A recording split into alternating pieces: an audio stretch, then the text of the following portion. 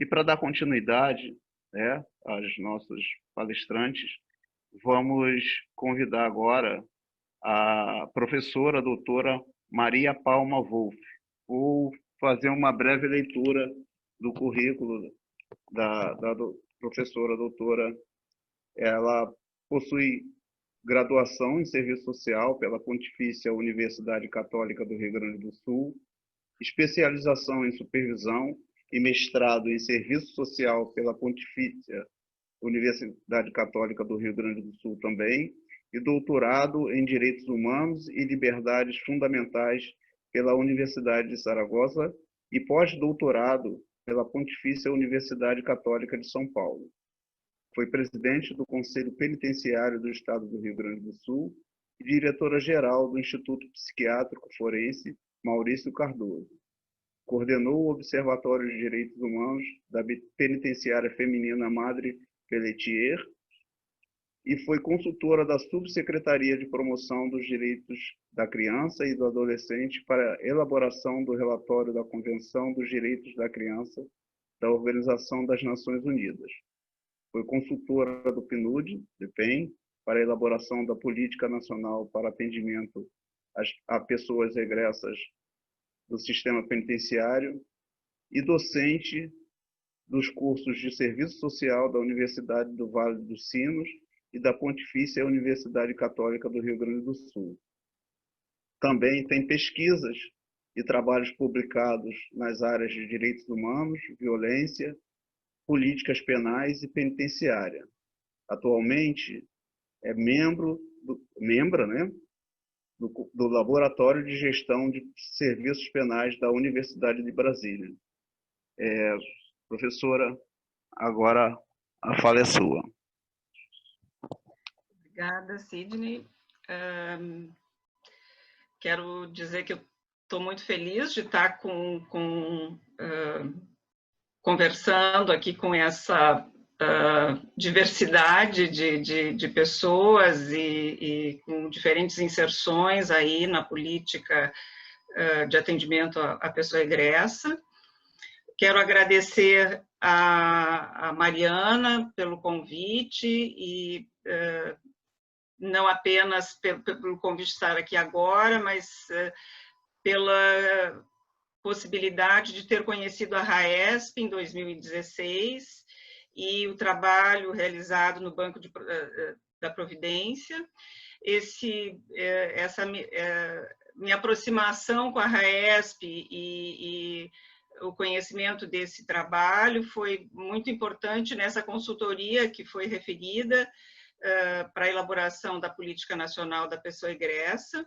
Muitas referências, né, desse trabalho que está publicado, depois eu vou deixar o link aí para vocês, mas muitas referências que estão nesse trabalho vieram desse contato tanto com o banco tanto com o trabalho do Banco da Providência com as pessoas egressas, como dos elementos que uma reunião com a RAESP me possibilitaram.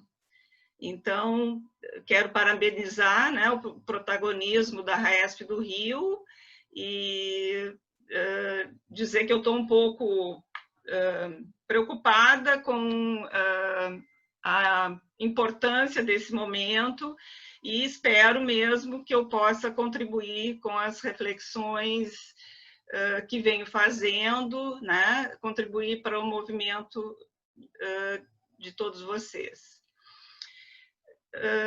Queria iniciar mencionando que o tema que foi trazido fala da questão da política do egresso, para a pessoa egressa, na pandemia e na pós-pandemia, né? Eu dizer para vocês que eu optei por estruturar minha conversa aqui, não focando nas questões da pandemia específicas, porque me parece que o que a pandemia nos trouxe foi uma denúncia de situações que já vivíamos no sistema prisional e um agravamento também dessas situações Um exemplo é a questão do afastamento dos familiares, da dificuldade das pessoas receberem os familiares e toda a questão que envolve as visitas e o contato, então, com as famílias.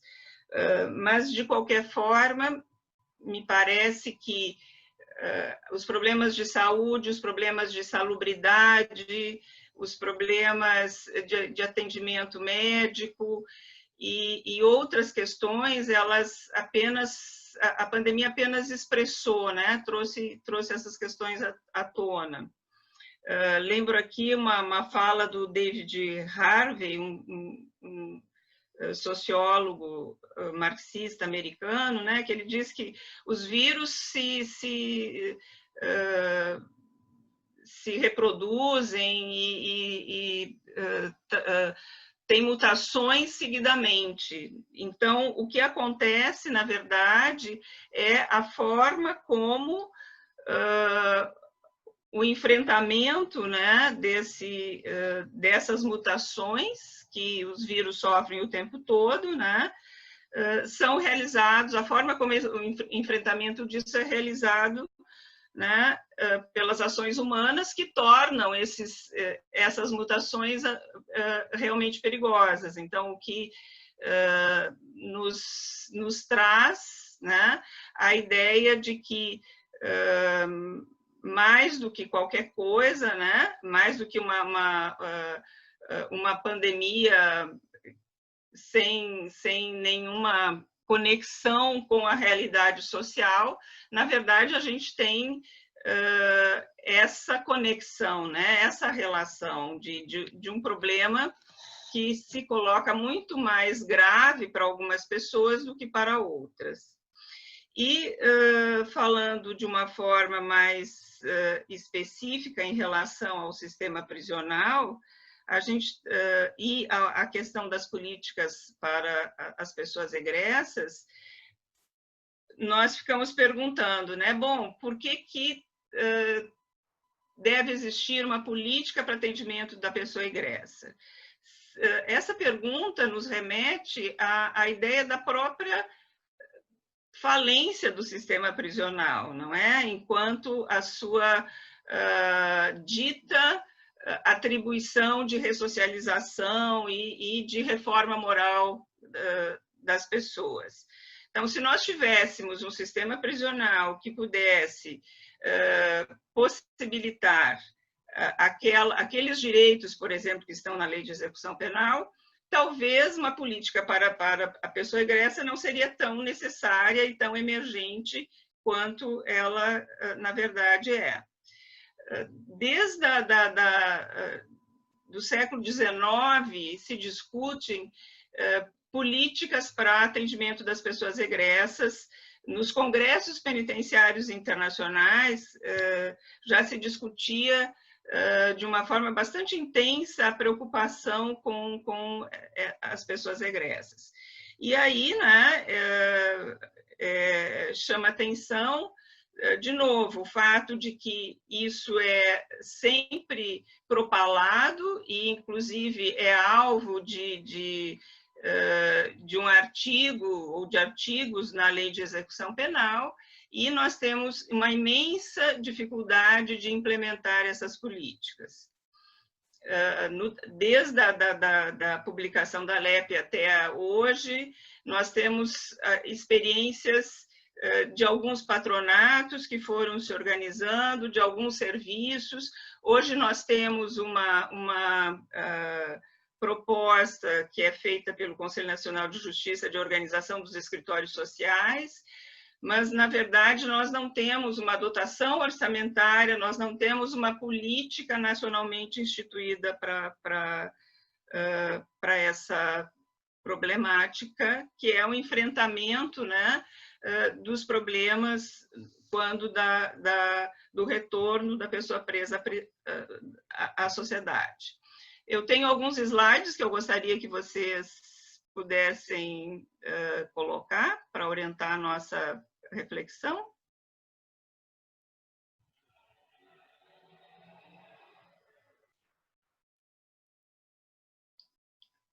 Acho que pode passar.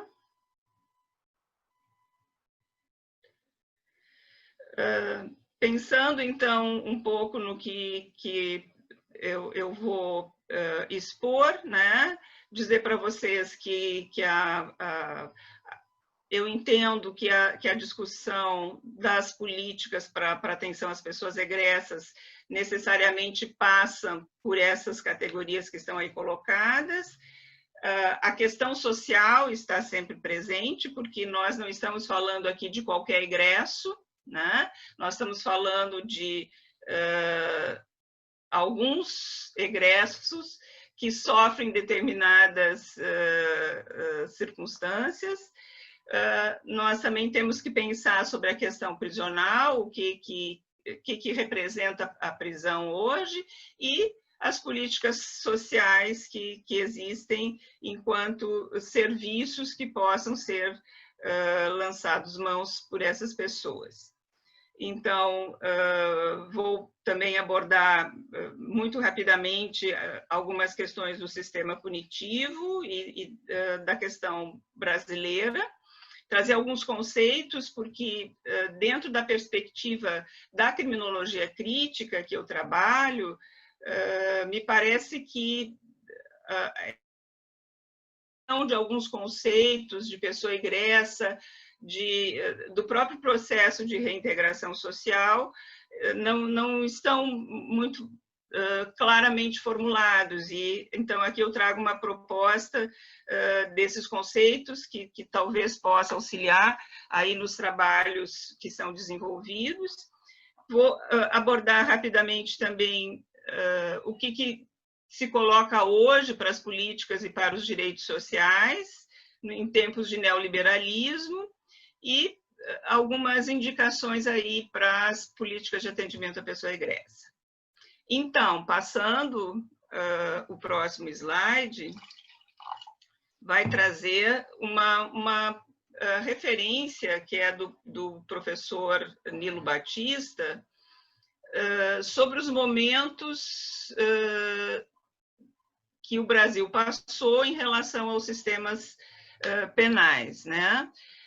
Não vou me deter em cada um desses 4 momentos, mas apenas para trazer a referência de que o sistema penal e o sistema penitenciário, eles não são algo desvinculados do processo social. Quando a gente pensa na prisão e no sistema de justiça criminal, de uma forma mais ampla, né? É importante que a gente pense nessa relação com determinações maiores da sociedade, né? Não é apenas algo neutro, distante, não inserido nesse processo social. Nesse sentido, também lembrando o professor Nilo Batista, ele traz uma questão que me parece bastante clara, né? De traduzir todas essas determinações que envolveram esse processo brasileiro, desde a colônia até os dias de hoje. Ele fala que é algo vergonhoso que um país tenha todo o seu processo de organização da pena pública fundado no processo de produção escravista. Então, trazendo essa referência de que toda a pena, todo o processo penal, toda a organização do processo penal e, consequentemente, também do sistema prisional no Brasil, ele se deu a partir dessa lógica, né? Desde o início, todo o sistema de justiça se organizou para proteger aqueles que tinham a propriedade das terras e, mais que isso, a propriedade de pessoas.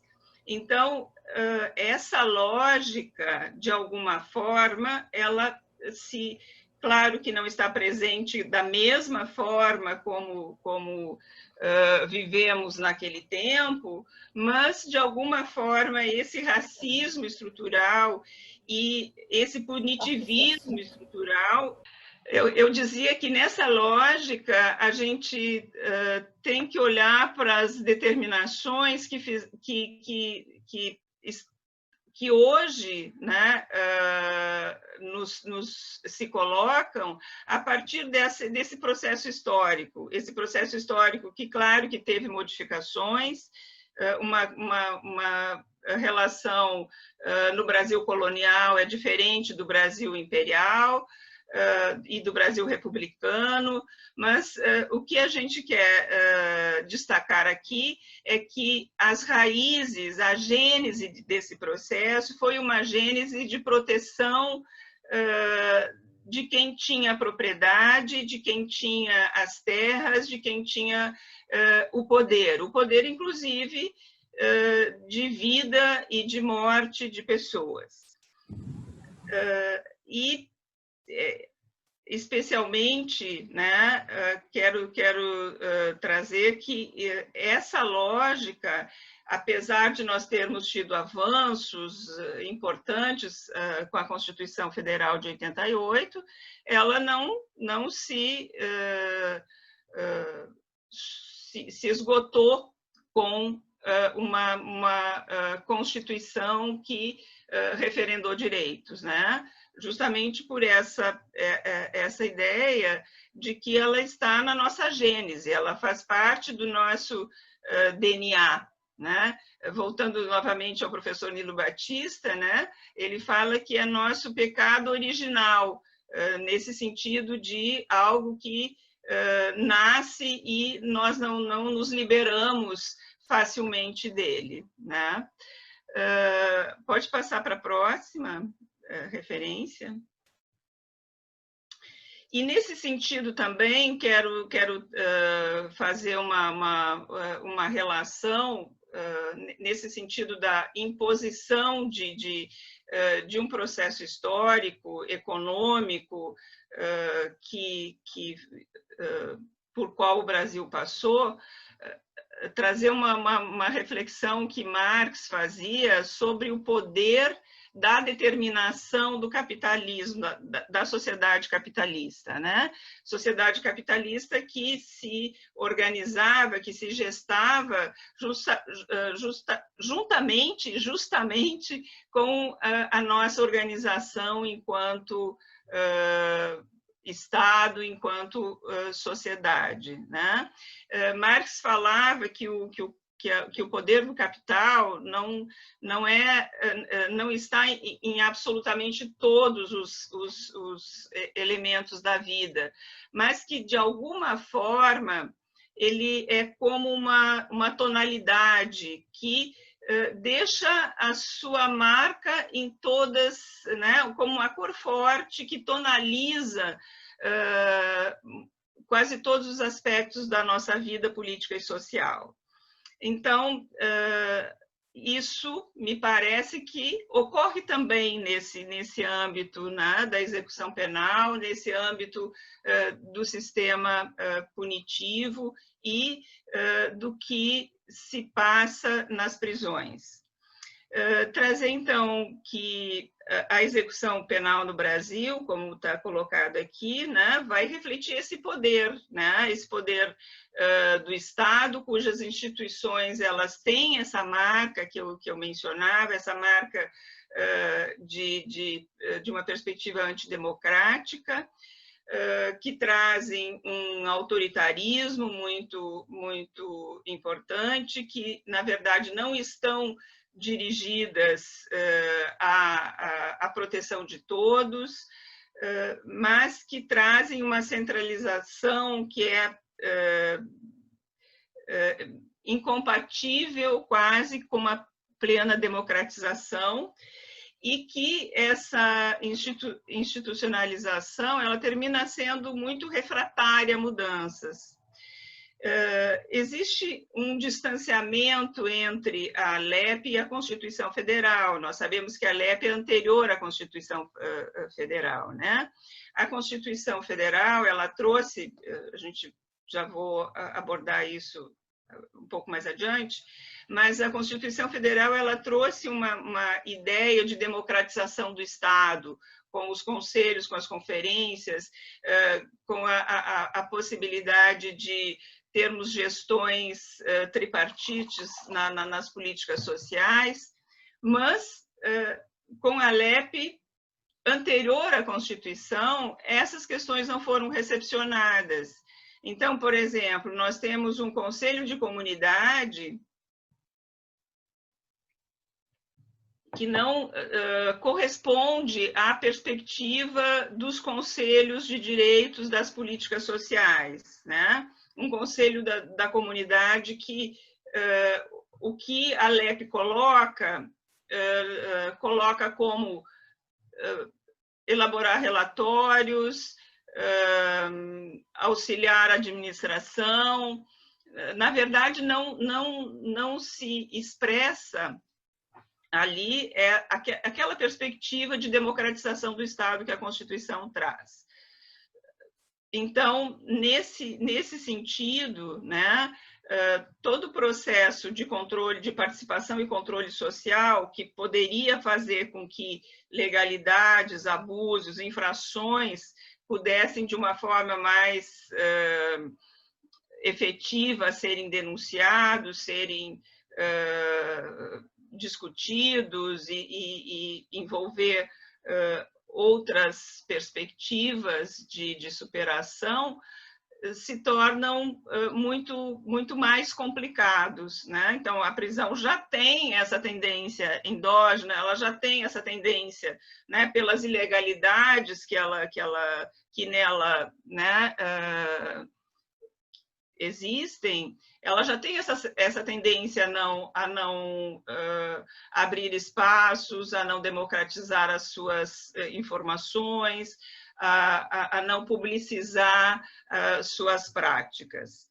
E com esse distanciamento da Constituição Federal, é mais um elemento aí que a gente tem de problematização. Por outro lado, né, a Constituição Federal ela chega no pós-ditadura militar com uma perspectiva de ampliação dos direitos e de efetivação de um pouco mais ampla de processos democráticos, e democráticos não apenas do ponto de vista formal, mas de participação e de ampliação de direitos.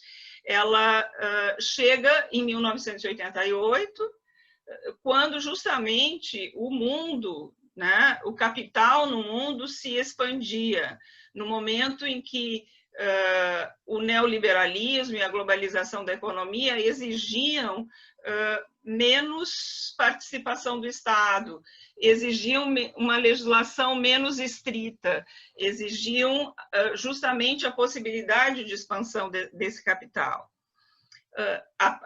Nesse sentido, a Constituição ela foi aprovada, ela é uma Constituição... Pode passar o próximo slide, por favor. Ela é uma Constituição que fala, né, de direitos sociais, de ampliação dos direitos civis, mas, no entanto, esse tripé, né, Constituição Federal, determinações internacionais da economia e a nossa história e essa perspectiva de que o Estado brasileiro ele sempre esteve, né, a serviço de quem tem o poder, de quem tem a decisão, e essa é uma característica do Estado capitalista, certo? Não é apenas no Brasil que isso ocorre.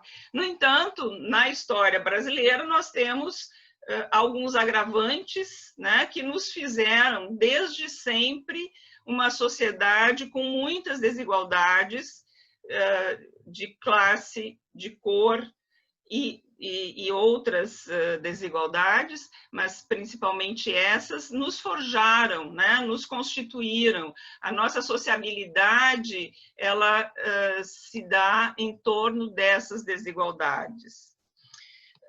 O sistema prisional, então, desde a Constituição, ou desde a década de 80, que nesse sentido não tem uma relação direta com a Constituição, mas sim com o final da ditadura militar. Com o final da ditadura militar, com a forma como nós fizemos uma transição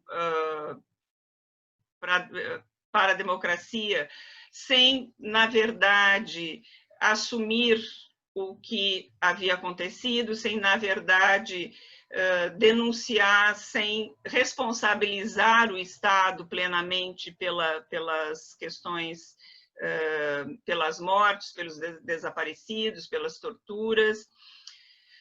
Isso, no meu entendimento, contribuiu para que todo aquele aparato repressivo que veio sendo construído aí ao longo da história brasileira, e especialmente a partir do século XX, com a necessidade de controlar as populações oriundas, né, do final da escravidão e os trabalhadores que iniciavam a sua organização, o aparato repressor, né, teve uma otimização aí no início do século, nas primeiras décadas do século XX, e nós chegamos, então, a esse momento pós-ditadura militar, com esse aparato, de alguma forma, ainda sobrevivendo, e que, a partir da guerra às drogas, que chega como praticamente uma imposição de uma política, a partir de diversos interesses aí internacionais, nós passamos a ter uma ampliação muito intensa da população carcerária, né? Nós tivemos, então, um aumento muito significativo, chegamos ao que a gente conhece hoje, né? Aqui vocês têm alguns números que apenas para ilustrar essa situação, um grande número de presos provisórios, uma população que é população carcerária marcadamente pela questão social, olhando, né, para esse índice de que 75% da população prisional não chegou nem ao ensino médio, né?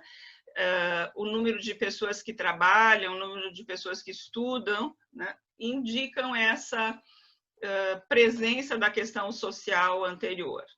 E aí nós temos um processo de seletividade, um processo de vulnerabilidade, que, então, contornam essa superpopulação e esse superencarceramento, que são coisas um pouco diferentes, né? Nós temos uma superpopulação porque temos um superencarceramento, no sentido de que ainda, apesar de existirem uma ampliação das penas e medidas alternativas, ainda a prisão é uma referência enquanto pena pública no Brasil. Pode passar. Nós tendo essa situação de um superencarceramento, de precárias condições de saúde, de salubridade, nós temos também a ideia de que essas pessoas vão sair da prisão, como muitos de vocês devem vivenciar, e de uma forma muito mais intensa essas questões. Um grupo de pessoas, os egressos, então, que tem necessariamente, não todos, mas algumas dessas características que estão colocadas aí nesses marcadores. Nós temos problemas de documentação, problemas de mobilidade urbana, a fragilidade dos vínculos familiares e comunitários, a dificuldade de inserção no mercado de trabalho, as questões de moradia de uma forma muito intensa, os antecedentes penais e o preconceito que estão aí a dificultar ainda mais a inserção, um deficiente acesso à justiça quando há necessidade de algum atendimento. Nós temos sempre uma defensoria pública que numericamente insuficiente para dar conta, pelo menos a partir das realidades que eu conheço, né? As pessoas também saem da prisão com muitos problemas de saúde. Há pesquisas que mostram, inclusive, as consequências para a audição, para a visão, né? Questões que a gente nem se detém muito. E nós temos, né, também uma vinculação e uma dependência ao mundo do crime, né? Muitas vinculações que a própria prisão possibilita e que, de alguma forma, vão se impor aí quando da saída da pessoa do cárcere. Pode passar?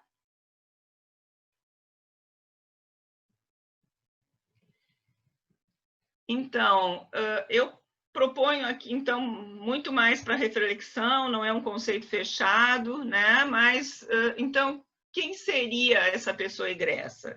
Para além, né, das definições legais ali da LEP, o liberado condicional, a pessoa em regime aberto, né? Mas buscando uma compreensão mesmo dessa pessoa, né? Me parece, né, que a gente pode definir essa pessoa egressa, e a pessoa egressa que não toda pessoa egressa seria a pessoa egressa dos serviços de atendimento, né?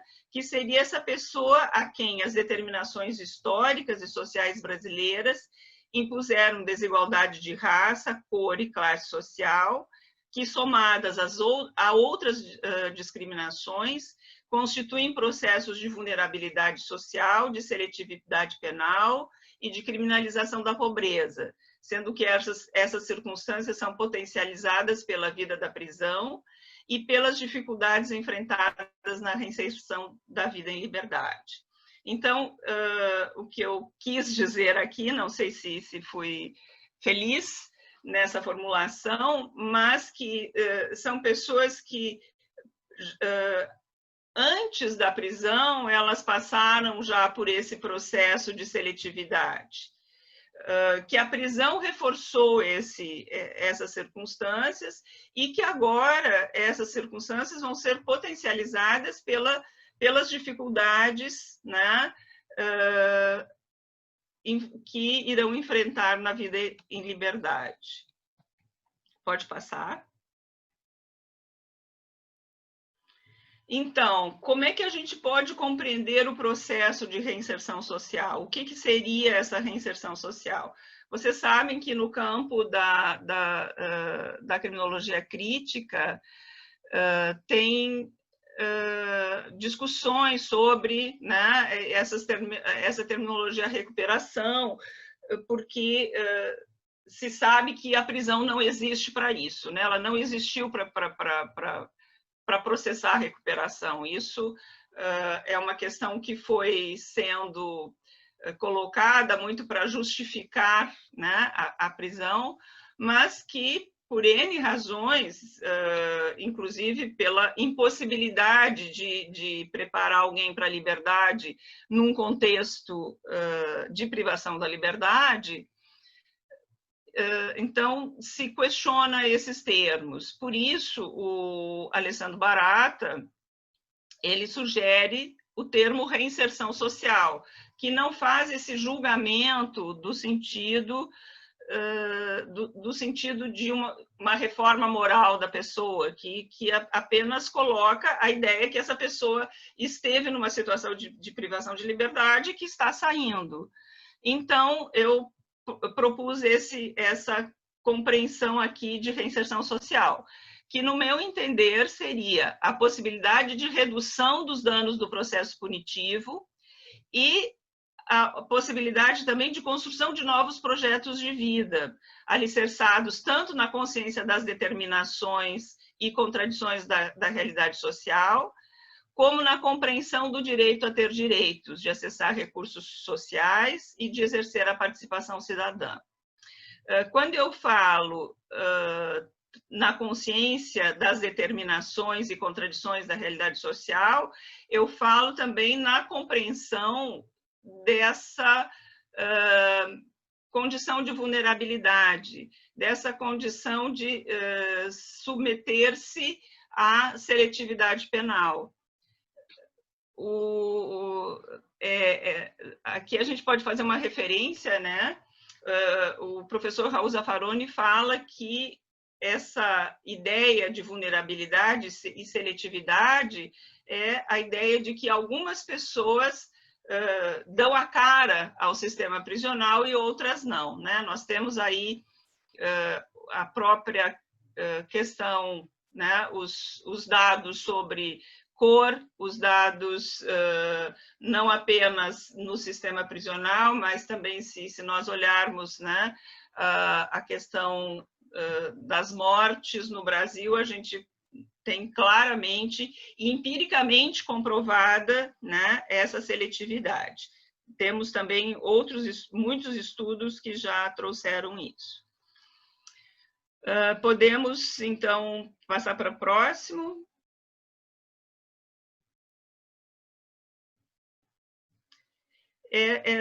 Aqui só uma referência à Constituição, eu fiquei pensando, que trazer a Constituição Federal hoje parece uma coisa meio já ultrapassada, não sei se para vocês parece isso. Mas eu fiquei pensando, será que é porque eu vivenciei, né, com a minha idade, eu vivenciei o processo de construção da Constituição e desse ideário de que ela poderia ser uma referência das lutas por justiça, por direitos no Brasil, mas eu entendo que apesar de todos os processos, né, de desconstrução de direitos e de autoritarismos que a gente vive, a Constituição ainda é a nossa grande referência e a gente tem que não esquecer disso e nos apropriar mesmo dessa lógica, né? Então, aqui a gente tem os próprios objetivos fundamentais da República Federativa do Brasil, que é construir uma sociedade livre, justa e solidária, erradicar a pobreza e a marginalização, promover o bem de todos, sem preconceito de raça, sexo, cor, etc. Nós temos, então, no artigo 5º, a ampliação dos direitos e a afirmação dos direitos individuais, e no artigo 6º, a questão dos direitos sociais. E essa é uma grande inovação da Constituição, ela traz os direitos sociais como direitos fundamentais, ou seja, eles passam a fazer parte, né, da lógica constitucional. Então, a educação, saúde, alimentação, trabalho, moradia, transporte, lazer, segurança, previdência social, proteção à maternidade, à infância e assistência aos desamparados. Eu trago isso porque essas são questões, muitas dessas questões estão justamente lá nos marcadores da pessoa egressa, e muitas dessas questões elas vão perpassar o atendimento, né, das políticas para o atendimento da pessoa egressa. Pode passar.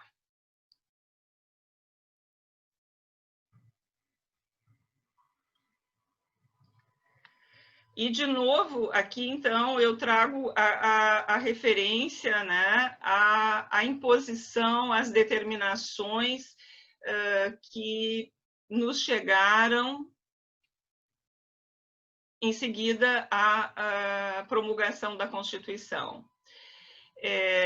A década de 80, a gente sabe que foi a década em que o capital, com o final da Guerra Fria, com a queda do Muro de Berlim, com outras questões geopolíticas aí, nós tivemos esse processo de internacionalização do capital, de financiarização da economia, e como eu mencionei já antes, isso fez com que houvesse uma demanda pelo Estado mínimo, para que o Estado, né, no âmbito dos direitos sociais, dos direitos trabalhistas, não se colocasse como impedimento de expansão desse capital.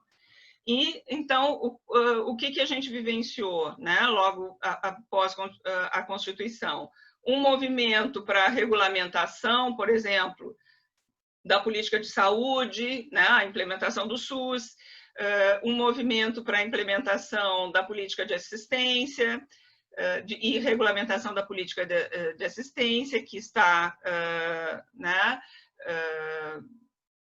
que está lá definida nos artigos da Constituição. Então, uma luta pela regulamentação desses direitos, ao mesmo tempo, essas forças, tanto no âmbito internacional, quanto no âmbito das nossas resistências aqui, enquanto Estado e sociedade, de ampliação desses direitos. E sempre registrando, eu coloquei ali, né, ampliação de direitos na direção do Estado social, que é o que caracteriza a Constituição, versus Estado mínimo. No entanto, a gente sabe que esse Estado mínimo não é tão mínimo, ele é mínimo no âmbito dos direitos sociais, mas ele não é mínimo em relação às políticas econômicas, ele não é mínimo em relação às próprias políticas de segurança pública, né, que se colocam aí de uma forma em conteste. E também, né, de novo, essa ideia de que a positivação de direitos, ela não anulou a nossa lógica excludente, né, nossa histórica lógica excludente. Tanto assim que nós tivemos, em 2016, a PEC dos gastos públicos, que reduz os investimentos de forma drástica, os investimentos em políticas sociais. A gente tem estudos, né? Você sabe que a PEC dos gastos públicos, ela propôs uma redução gradativa durante 20 anos dos recursos das políticas sociais. Por exemplo, a política de assistência social em 2036, que vai ser, né, o ano final da previsão dessa redução, ela tem projeção de receber em torno de 50% menos de investimentos. Então, vocês imaginam, né, que nesse momento não apenas da pandemia, mas dos problemas sociais e econômicos, da ausência de trabalho, da ausência de proteção ao trabalho que a gente vinha enfrentando, isso se coloca num processo de redução muito significativa das políticas públicas, do investimento em políticas públicas e sociais.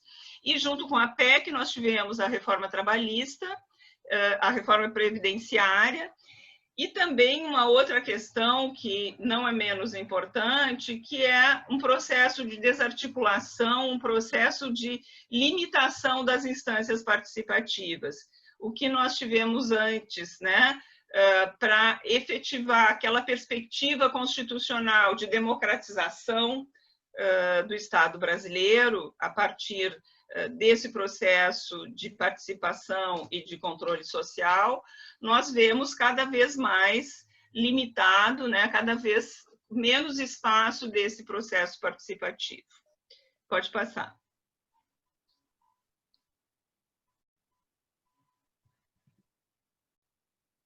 Então, a política o que a gente pensa que nesse contexto todo, o que deve ser uma política de atendimento à pessoa egressa, né? Ela deve ser uma política não contributiva, de livre adesão do usuário. Ela deve ser de responsabilidade das 3 esferas de governo. Inclusive, a gente vem discutindo bastante, até pela inserção das políticas sociais, a participação dos municípios. Acho que essa é uma questão que, durante muito tempo, que ficou... Bom, a questão do sistema prisional é o Estado que deve se responsabilizar, mas acho que a gente tem, né, até nesses movimentos de políticas que se organizam, já um avanço no sentido da participação dos municípios. Entendo que a política de atendimento à pessoa egressa, ela deve se pautar pelo enfrentamento dos efeitos, pelo reconhecimento dos efeitos da prisão, né? E não apenas por controle de condutas individuais. Ela deve também possibilitar a compreensão dos processos de construção da seletividade e de violação de direitos individuais e sociais, e a construção de novas estratégias de vida. Considerar as condições e os indicadores locais, quer dizer, é diferente pensar uma política para atendimento à pessoa egressa numa cidade do interior, do Rio Grande do Sul, e pensar em Porto Alegre, e pensar no Rio Grande do Sul, e pensar no Rio Grande do Norte. Então, essas questões têm que ser pensadas aí no desenho de uma política, né? E entendo que ela deve prever mecanismos de participação e controle dos usuários, seus familiares e da sociedade civil também. Me parece que muitas vezes a gente foi pensando a organização, a construção dessas políticas sem pensar em mecanismos objetivos, concretos, né, de participação de familiares e dos próprios egressos nesse processo. Eu falei antes que vem sendo desenhada uma proposta de trabalho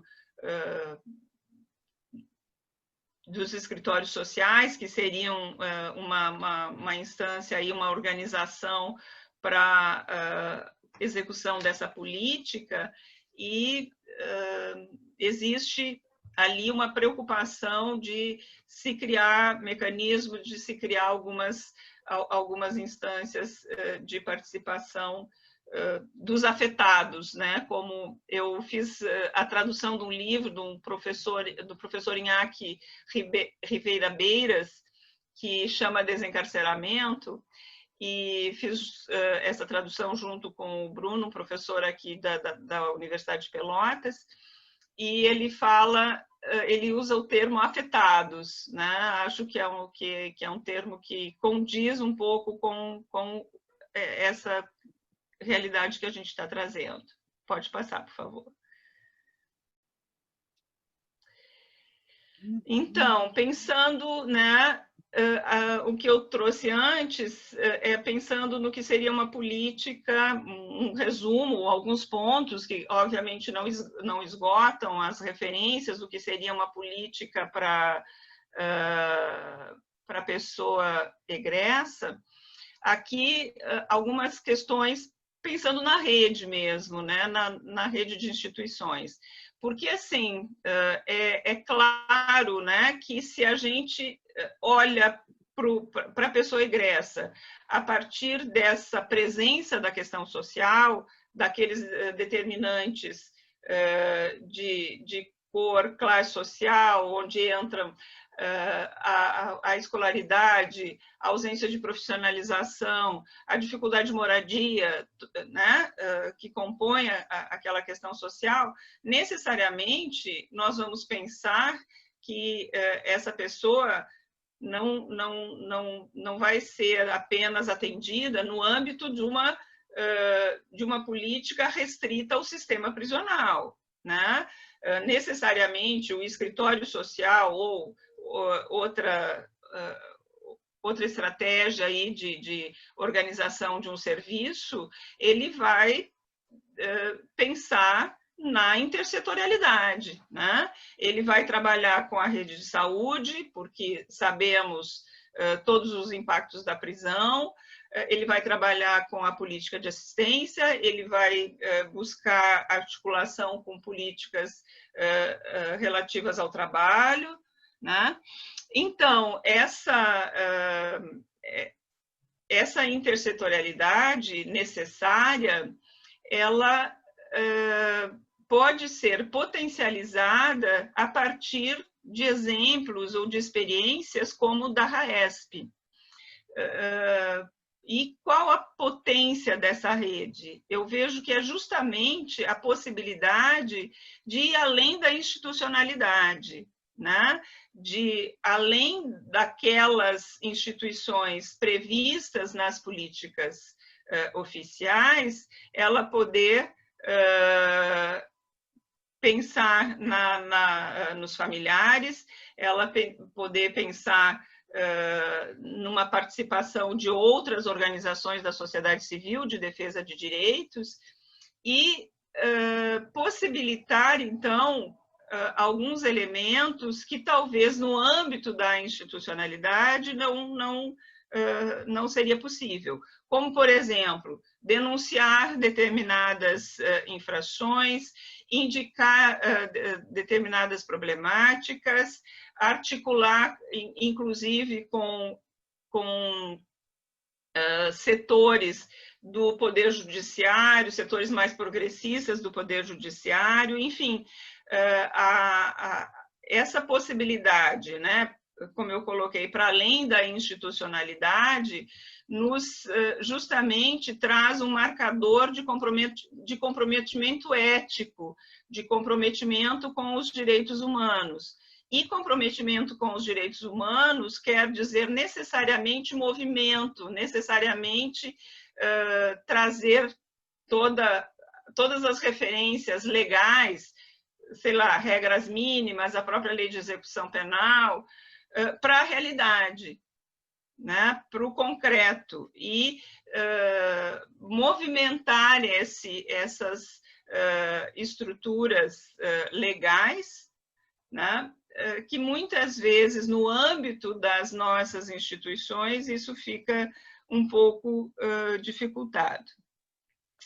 Então, eu penso que a rede, né, ela traz essa possibilidade também de compreensão da questão penal nas instâncias locais das políticas públicas, ela traz a possibilidade de afirmação de direitos, de utilizar esses instrumentos de vigilância e proteção, de superar o julgamento legal e moral que muitas vezes perpassam o atendimento no âmbito do sistema penitenciário, né? E trazer essa questão para uma reflexão ética e política sobre o processo punitivo, reconhecendo essas indicações, né?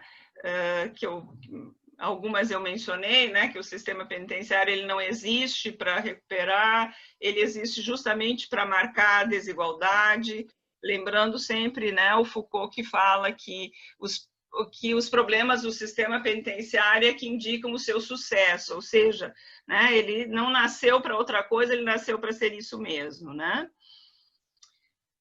E também, né, de novo, acho que a RAESP possibilita dar voz e espaço à participação aos atingidos, que os egressos, os familiares e também os trabalhadores do sistema prisional, né? Que a gente muitas vezes não traz esse elemento, mas que são pessoas que também sofrem a imposição, o autoritarismo, a dor, né? Claro que não é a mesma, mas também tem aí uma vivência importante em relação às consequências da prisão. Eu espero... Pode passar, por favor? Eu encerro aqui, esperando que poder continuar a discussão com vocês. Essas referências que eu trouxe, grande parte estão nesse documento que eu estou citando aqui, que é aquele documento que foi elaborado para o DPEM e o PNUD em 2016. Ali nesse documento vocês encontram um pouco da história das políticas, um pouco das políticas para atendimento à pessoa egressa no Brasil, a partir de algumas legislações que eu trago, e fica muito claro essa ideia de controle, essa ideia de fiscalização e não, né, do atendimento à pessoa. E também muitas propostas, além dessas que eu trouxe aqui, estão nesse documento. E deixo meu contato e, novamente, parabenizar a organização, parabenizar e agradecer o convite de poder fazer essa reflexão aqui com vocês.